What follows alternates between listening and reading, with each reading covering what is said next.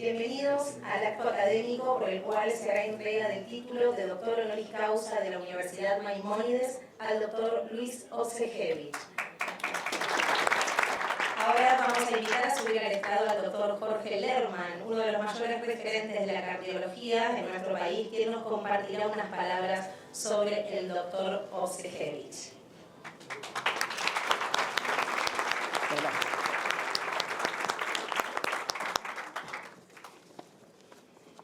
Buenas tardes.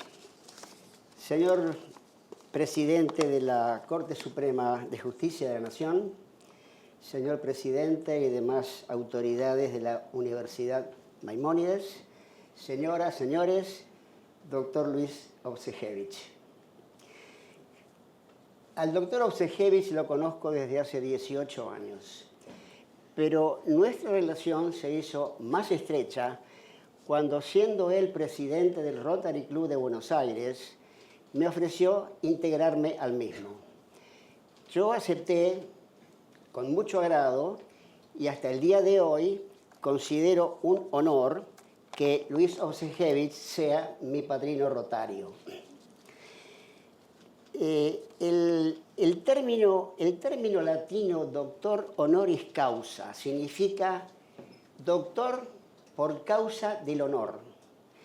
Es el grado más elevado que puede otorgar una universidad, aún más que un doctorado por un motivo académico, porque el doctor honoris causa, además de sus méritos académicos, tiene que ser alguien que haya contribuido a la sociedad con aspectos de la educación, de la cultura, la ciencia, los servicios a la comunidad o el altruismo. Si tengo que definir a Luis Oksejevich con una palabra, digo, es un apasionado. Es un apasionado. Apasionado por la cultura en todos sus aspectos. La música, las artes plásticas, el arte en general, la ciencia, la educación. Apasionado por la Argentina, apasionado por servir a la comunidad y por sobre todo, apasionado por su familia, sus 3 hijos y sus 5 nietos. Además es un soñador, porque es un soñador apasionado, porque está colmado de sueños y proyectos, y para que los sueños se concreten es necesario que haya pasión. Además es una persona sumamente culta y extremadamente inteligente. Por lo tanto, la conjunción de estas 3 virtudes, soñador, apasionado e inteligente, constituyen un Luis Oksejevich. Hay muy pocos.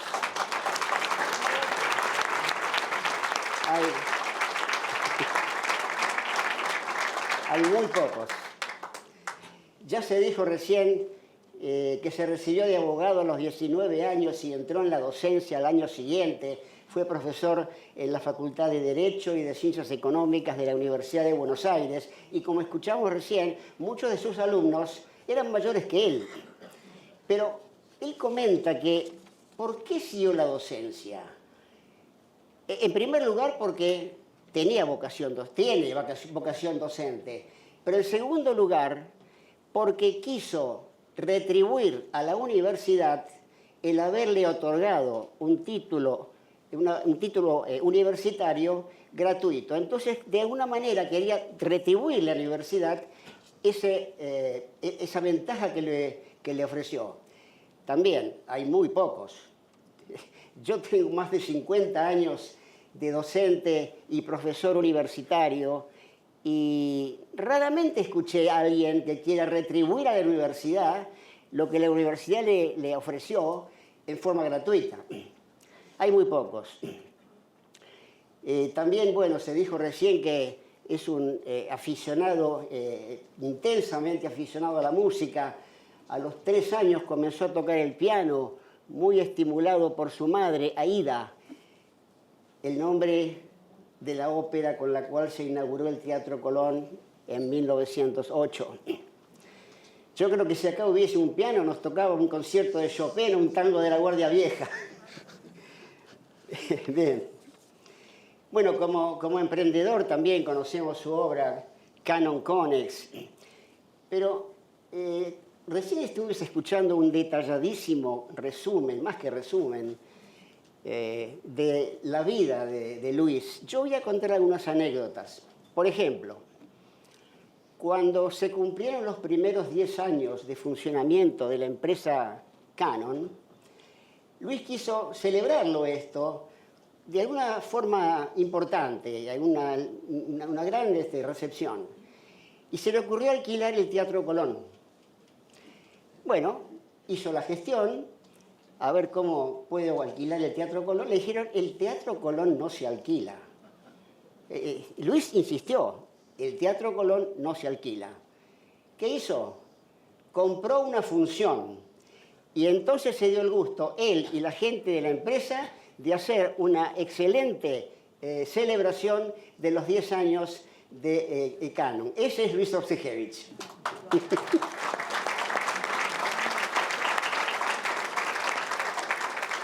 Fue director del Teatro Colón, pero él aceptó la dirección con una condición, de que sea en carácter honorario. No sé, no conozco mucho a los directores del teatro, debe haber muy pocos también. Debe haber muy pocos.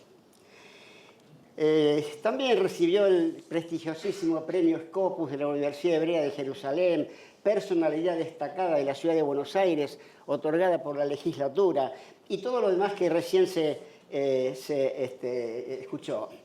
Ahora, hay también alguna otra anécdota con respecto a los premios Conex. Hoy creo que son 45 años, desde 1980.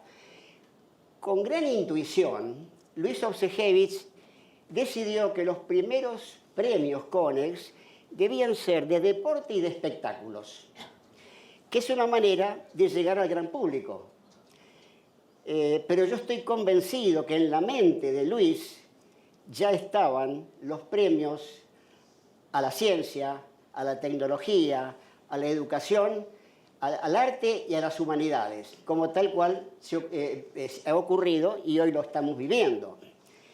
Pero el premio al mejor deportista que recibió Juan Manuel Fangio,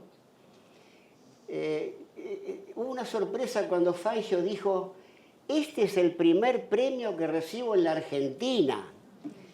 Juan Manuel Fangio, quíntuple campeón mundial de Fórmula 1 y personalidad universal del automovilismo. Conex lo celebró de esta manera.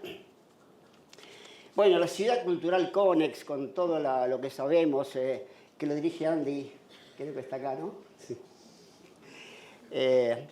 Con toda vamos a la música para los niños, para que los chicos desde su infancia, su adolescencia, comiencen a amar el arte, la danza, el teatro, la música, sembrando el porvenir. Esa es la frase. Los festivales de música clásica. Hace pocos días escuchamos una excelente interpretación de la Camerata Bariloche como parte de los festivales de música clásica de Conex, donde se interpretaron composiciones de músicos alemanes y con la colaboración de la Embajada de Alemania, tengo entendido. Es un viajero incansable, conoce 128 países. Le interesa especialmente enterarse de las costumbres y de las culturas de todo tipo de comunidades. Y la mayoría de las veces con sus hijos y con sus nietos.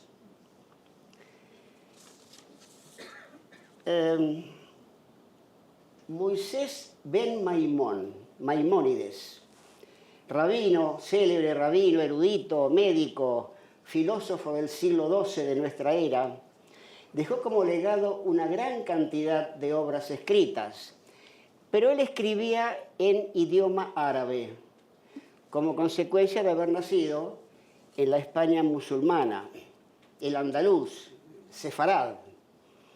Tenía un traductor que traducía sus obras al hebreo, Samuel ibn Tibón, también un filósofo medieval.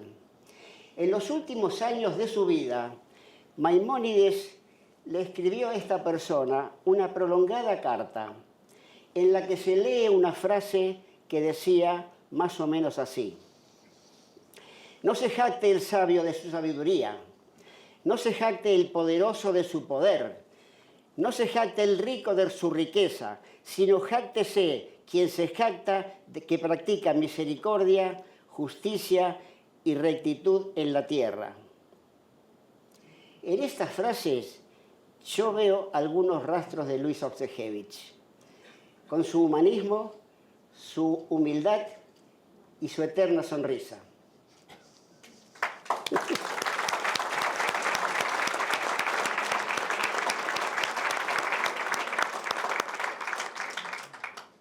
Una enorme personalidad como la de Luis Obsejevich merece ampliamente el doctorado honoris causa de una universidad prestigiosa como Maimónides. Y yo celebro la decisión de las autoridades de la universidad y los felicito por haber tomado esta decisión.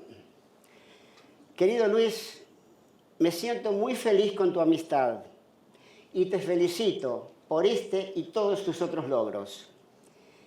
Y quiero finalizar esta presentación con una anécdota personal. Cuando Luis me pidió que hiciera esta presentación, al aceptar esta distinción, lo acepté muy honrado. Y él me agradeció más de una vez esta aceptación. Luis, el agradecido soy yo. Muchas gracias a todos por la atención.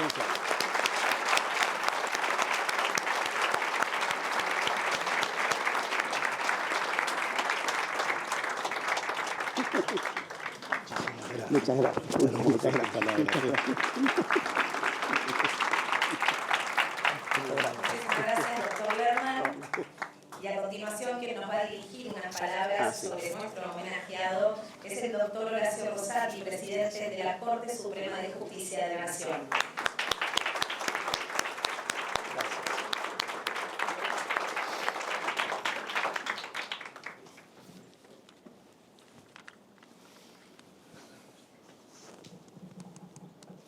Buenas noches, autoridades de la Universidad Maimónides, estudiantes, profesores, familiares de Luis Obsejevich. Para mí constituye un verdadero halago expresar estas palabras que no pretenden ser una semblanza. Como bien se ha reseñado precedentemente, los antecedentes y los méritos de Luis Obsejevich están claramente a la vista. Y como bien ha destacado quien me precedió en el uso de la palabra, el doctor Lerman, las cualidades morales de Luis han sido debidamente destacadas. Yo voy a formular alguna reflexión a partir de todos estos datos sobre una persona con tanta riqueza espiritual. Cuando los hombres llegan a un momento en el que en sus vidas tienen mucho más pasado que futuro, por lo menos en términos biológicos, suelen recordar los primeros momentos de su vida. Y cuando la vida ha sido pródiga en acontecimientos, en vicisitudes, en alegrías, seguramente en tristezas también, esos primeros momentos de la vida suelen marcar, identificar, expresar lo que va a venir después, el destino, la vocación.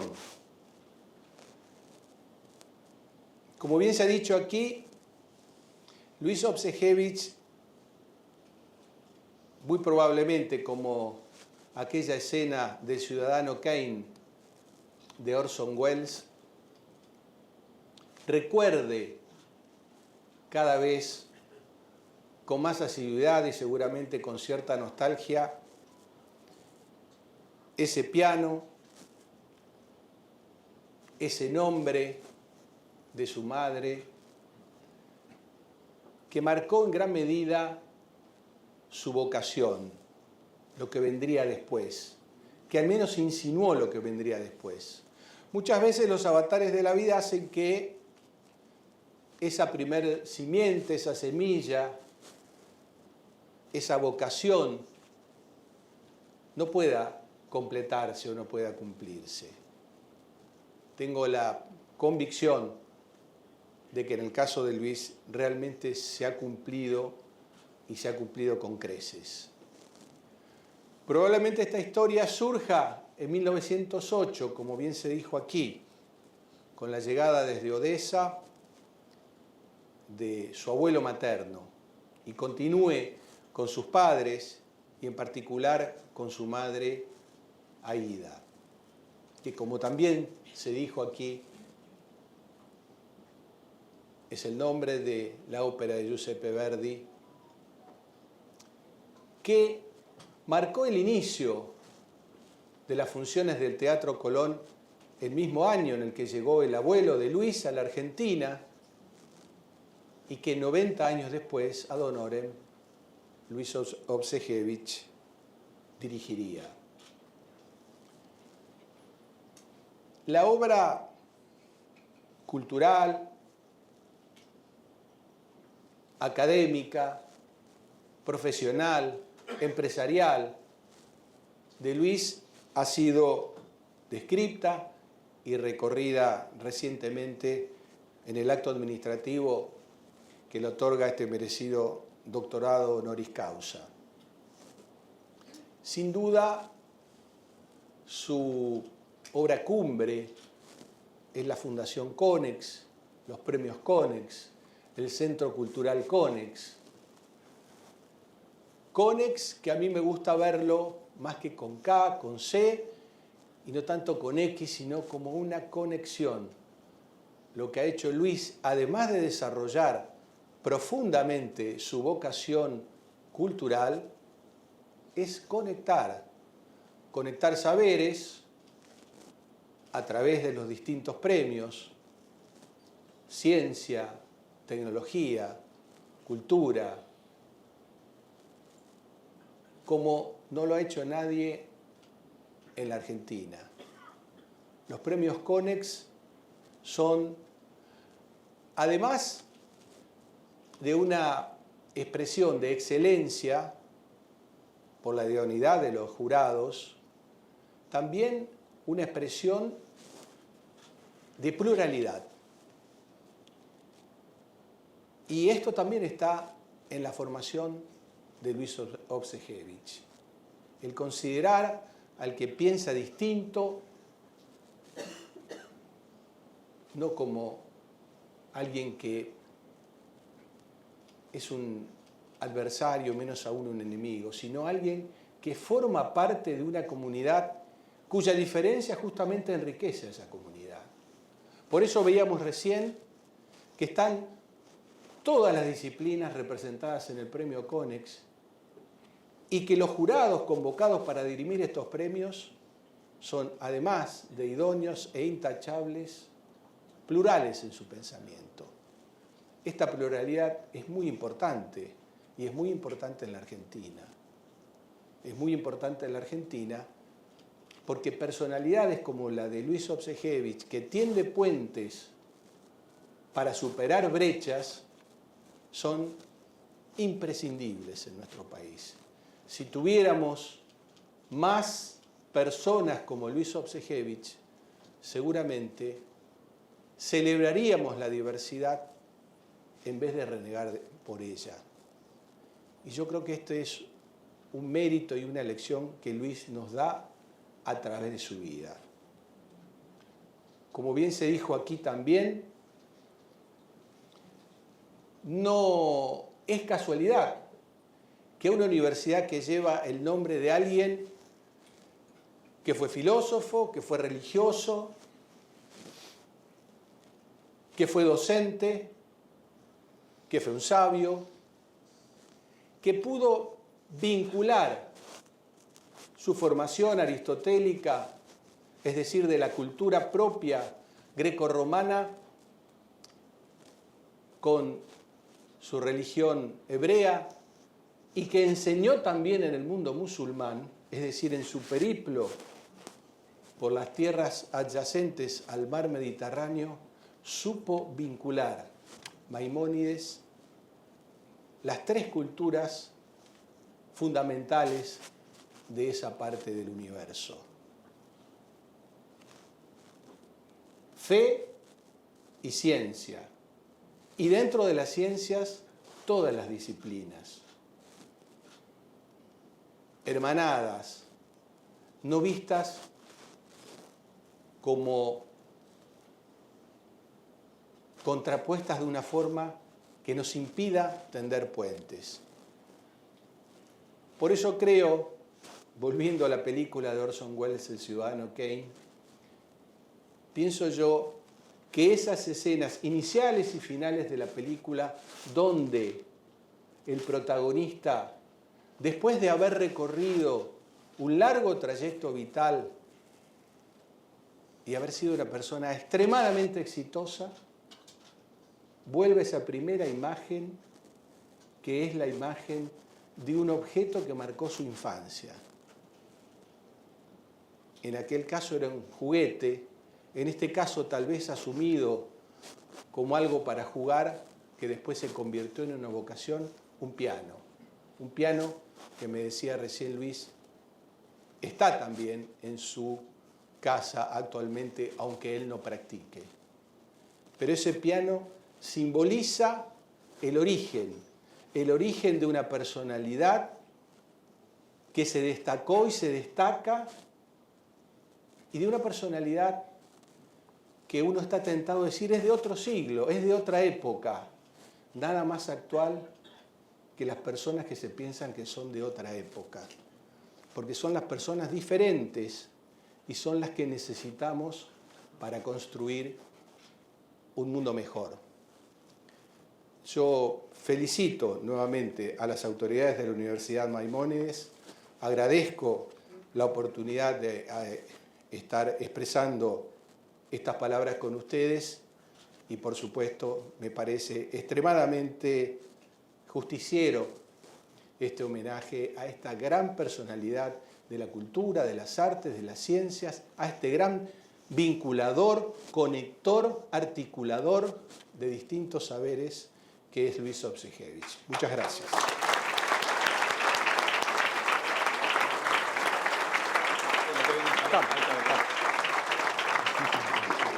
Muchas palabras. Bueno, muchas gracias.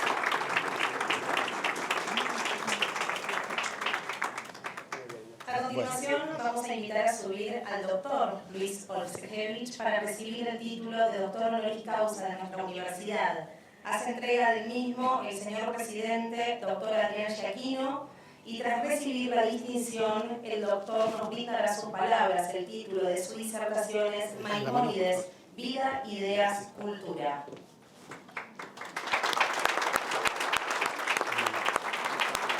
Muchísimas gracias.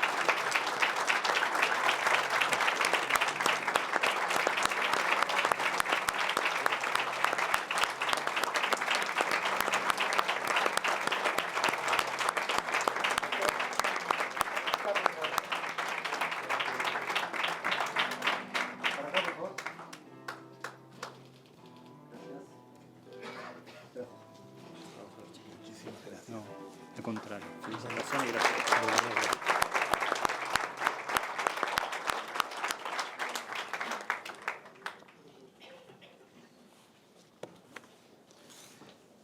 Ante todo, les agradezco a todos ustedes que estén presentes aquí en el acto. La verdad, muy agradecido. Sé que es una molestia acercarse hasta acá, así que muchísimas gracias. Señor presidente de la Universidad Maimónides, autoridades, miembros del claustro, amigas, amigos. Comienzo estas palabras expresando mi sincero y profundo agradecimiento a la Universidad Maimónides por el honor que hoy me concede. Mi gratitud se extiende especialmente a los doctores Horacio Rosati y Jorge Lerman, quienes con generosidad y afecto han realizado las presentaciones que acaban de escuchar. Quienes me conocen saben que no soy una persona particularmente afecta a los discursos. Sin embargo, esta ocasión excepcional me impulsa a compartir con ustedes una reflexión que considero importante. La cultura en una sociedad cumple un rol indispensable y en este sentido es imprescindible trabajar por su desarrollo. En tiempos marcados por la fugacidad, la superficialidad y la falta de compromiso, me parece necesario volver a pensar qué lugar ocupa la cultura, que entendida en un sentido abarcativo, continúa siendo un pilar irrenunciable de la vida humana. Y puesto que esta distinción proviene de una universidad que lleva el nombre de Maimónides, me pareció oportuno tomar su figura como guía. No solo por su grandeza intelectual, sino porque su pensamiento y su ejemplo personal iluminan aún hoy cuestiones esenciales para comprender la relación entre conocimiento, ética, educación y cultura. Maimónides fue, en su tiempo, un gigante equiparable a Averroes en el mundo musulmán y a Tomás de Aquino en la tradición cristiana. Una de esas inteligencias cuya obra excede los límites de una confesión religiosa y se convierte en patrimonio de la humanidad. Organizaré mis palabras en 3 partes. En la primera me referiré a la biografía y los lugares donde vivió Maimónides, es decir, su itinerario vital y su contexto histórico. En la segunda, a sus principales ideas y obras, aquello que constituye su legado intelectual. Y en la tercera, a una interpretación contemporánea de su pensamiento vinculada con mi convicción profunda sobre el trabajo por la cultura. Primera parte, biografía, itinerario y contexto histórico de Maimónides. A quienes hoy conocemos como Maimónides, o en hebreo Rambam, nació como Moshe ben Maimón en el año 1135 en la ciudad de Córdoba, entonces parte del califato almorávide del Andaluz. Le tocó vivir en una región donde, durante siglos, las culturas judía, cristiana y musulmana habían convivido y dado lugar a un extraordinario florecimiento intelectual. Era el final de la llamada Edad de Oro de la cultura judía en España. Su vida, sin embargo, estuvo atravesada por desplazamientos, tensiones políticas y persecuciones religiosas. En 1148, cuando Maimónides era aún muy joven, la península ibérica fue invadida por los almohades, una dinastía de fuerte impronta fundamentalista que, a diferencia de la tolerancia de los almorávides, imponía la conversión al Islam o el exilio. Esta situación obligó a la familia de Maimónides a abandonar Córdoba y trasladarse primero a Fez, en Marruecos. Luego de un tiempo en Marruecos, también allí las presiones religiosas se tornaron insoportables y la familia debió abandonar Fez. En 1165 viajaron a Tierra Santa, durante la época de la Primera Cruzada. Pasaron por Acre, Jerusalén y Hebrón, pero las restricciones impuestas por las autoridades cruzadas impedían a los judíos residir de manera estable en Jerusalén o Hebrón.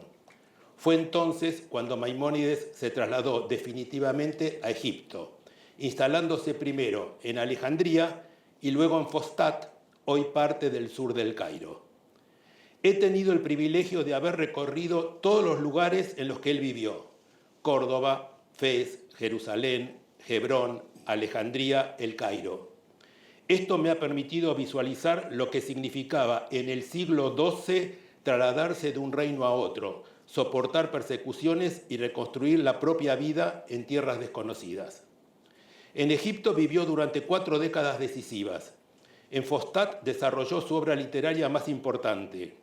Ejerció como médico de la corte de Saladino, quien en 1171 reemplazó a la dinastía fatimí y estableció el sultanato ayubí, y se convirtió en un referente espiritual y jurídico de la comunidad judía. Tanto los fatimíes como los ayubíes mostraron, en general, una actitud favorable hacia las minorías religiosas y permitieron un clima de apertura que facilitó la producción intelectual. En esos años, Saladino emprendió la reconquista de Tierra Santa y tras recuperar Jerusalén, permitió a los judíos volver a la ciudad. Por esa razón, cuando Maimónides falleció en 1204, sus restos fueron trasladados a Tiberíades, lugar de profundo simbolismo para el pueblo judío. Su biografía es la de un hombre que vivió en tránsito, pero que nunca renunció al estudio, al trabajo intelectual y a la búsqueda de un sentido superior para la vida humana. Ese fue quizás su mayor ejemplo. Segunda parte, ideas y obras de Maimónides, su legado intelectual. Maimónides es considerado una de las inteligencias más brillantes del medioevo. De él se ha dicho, de Moisés a Moisés no hubo otro como Maimónides.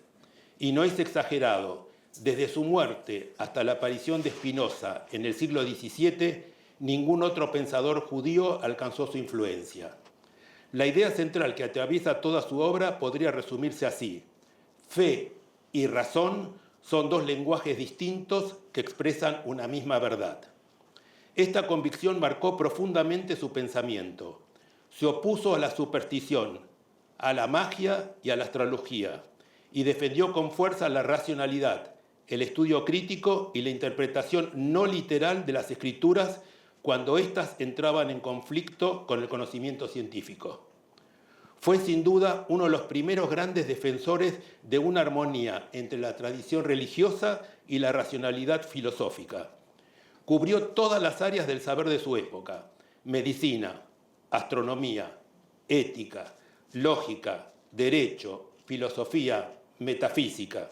Su figura anticipó, por su amplitud intelectual, el espíritu renacentista que Europa conocería 2 siglos más tarde. Su aporte a la medicina.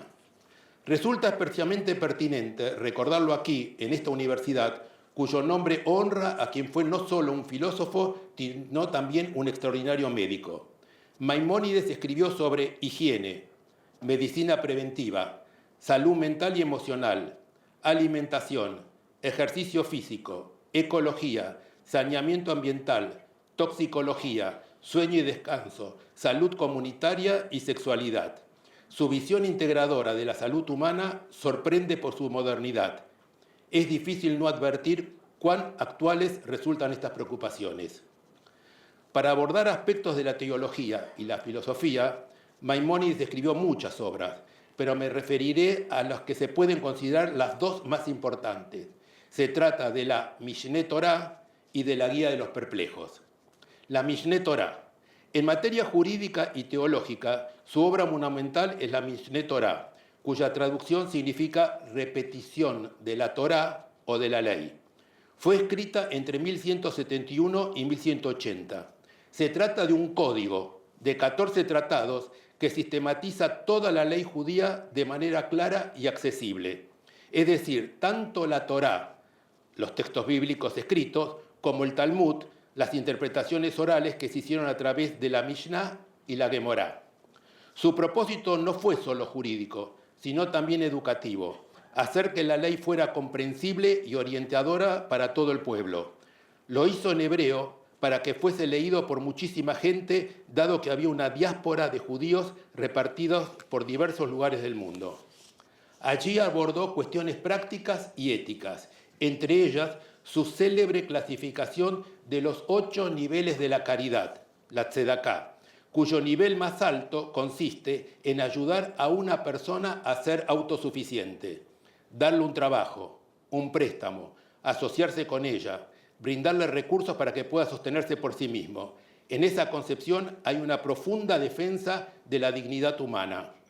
También se ocupó de la solidaridad, la humildad, la no confrontación, del amor al extranjero y del apoyo al desposeído. La Guía de los Perplejos. Su obra más influyente es sin duda la Guía de los Perplejos, conocida en hebreo como Moreh Nebuchim. Fue escrita en árabe en una primera versión en 1190-91 y una final en 1200. Dedicada a lectores cultos que se debatían entre la fidelidad a la tradición religiosa y los desafíos de la filosofía aristotélica, intenta disipar la sensación de contradicción entre fe y ciencia. Fue traducida al hebreo y al latín, hecho que permitió que ingresase a los círculos cultos europeos de la mano de las citas de los escolásticos cristianos. Es sin duda uno de los escritos centrales de la filosofía medieval. Estuvo dedicada a personas de mayor nivel intelectual que estaban en la duda, que se sentían indecisos, justamente perplejos ante la aparente falta de reconciliación, de irreductibilidad entre la tradición religiosa y el pensamiento científico, que versados en la Torá se sentían confusos ante la filosofía aristotélica. Por ello reitero que Maimónides buscó armonizar la fe con la razón, ya que consideró que ambos son dos caminos distintos para llegar a una misma verdad. Su célebre frase, acepta la verdad, venga de donde venga, sintetiza su espíritu abierto y universalista. Pero más que hablar de mi trayectoria... Perdón.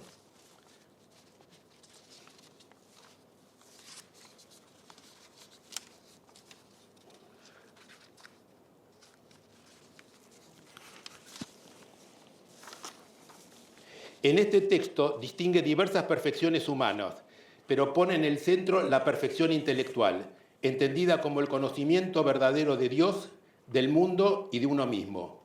Ese conocimiento no solo otorga plenitud personal, sino que implica un deber moral. Quien accede al saber debe ponerlo al servicio del prójimo. Estudiar para Maimónides es una responsabilidad ética. De esta formidable obra me quedo con esta idea de búsqueda del conocimiento a través de la fe y la razón para alcanzar la plenitud del ser humano, y que esta búsqueda no implica un fin en sí mismo, sino que debe empujar a procurar el bienestar común. Tercera parte. El trabajo en pos de la cultura, una interpretación actual del mensaje de Maimónides. Maimónides no utilizó el concepto de cultura tal como lo entendemos hoy. Sin embargo, habló de todo lo que la cultura implica: disciplina, transmisión del conocimiento, formación del espíritu, integración de saberes, educación entendida como bien colectivo. Encuentro en su figura una actitud inquieta, activa, permanente: estudiar, enseñar, organizar, sistematizar, servir a la comunidad. Esa vocación me resulta profundamente cercana.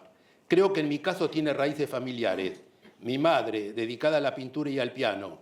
Mi padre, siempre con un libro en la mano después de su jornada de trabajo, también comprometido con la comunidad. La cultura y la educación fueron para mí un modo de vivir desde la infancia y marcaron todas mis etapas posteriores. Pero más que hablar de mi trayectoria personal, quiero resaltar por qué la vida y el pensamiento de Maimónides pueden ofrecernos un mensaje relevante para nuestro tiempo. Vivimos en una época marcada por tres fenómenos que erosionan silenciosamente la vida cultural: fugacidad, superficialidad y falta de compromiso. A la fugacidad, Maimónides le pone la perseverancia y dedicación. Su vida es una demostración de tenacidad. Pese a los exilios, las persecuciones y las dificultades, nunca abandonó su vocación por el estudio constante. Lo mismo ocurre hoy en el ámbito cultural. Los artistas, músicos, científicos e intelectuales trabajan años o décadas para perfeccionar su arte. La cultura requiere tiempo, paciencia y constancia. Nada valioso se construye sin perseverancia y dedicación.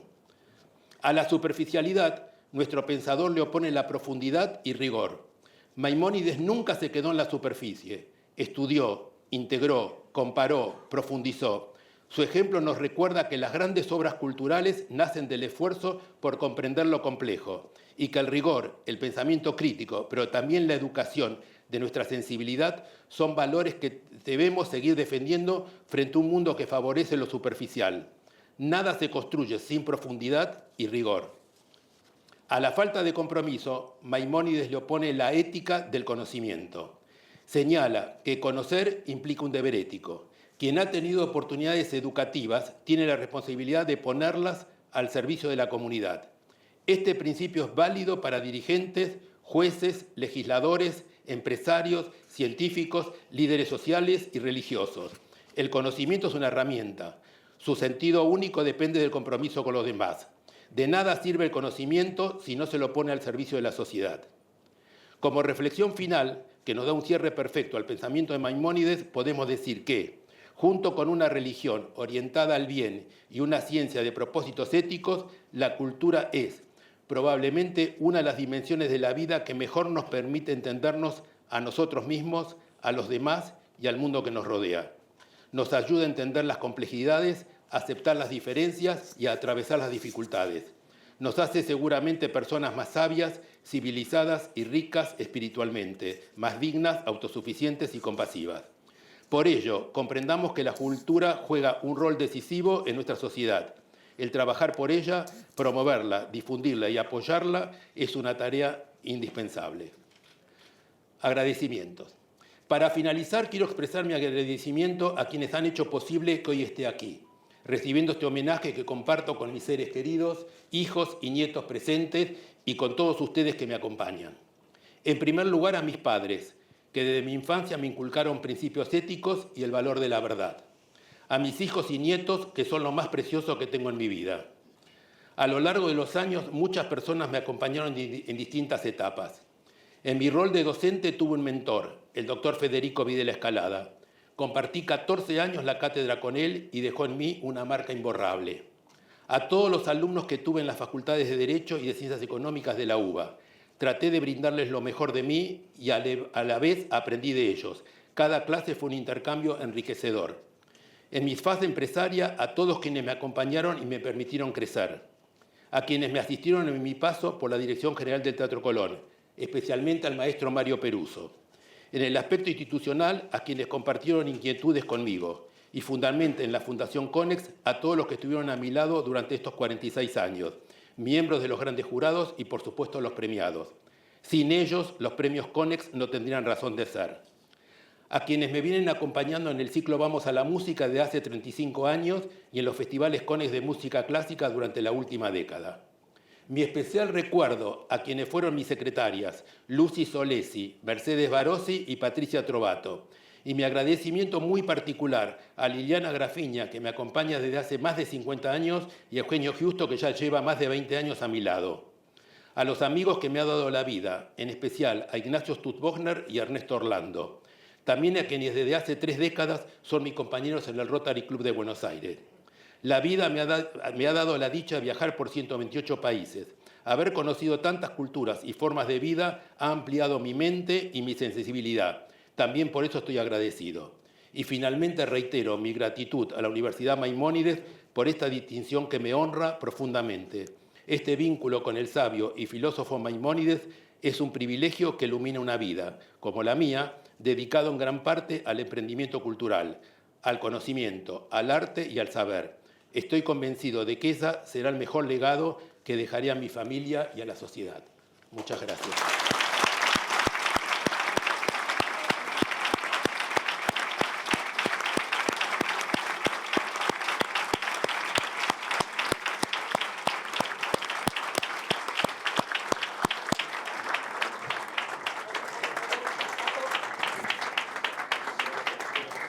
Muchísimas gracias, doctor. Felicitaciones. Y antes de terminar, les cuento a todos que afuera del auditorio hay un libro donde todos se pueden acercar a dejarle una dedicatoria al doctor. Y así damos por finalizado este acto. Agradecemos la presencia de todos ustedes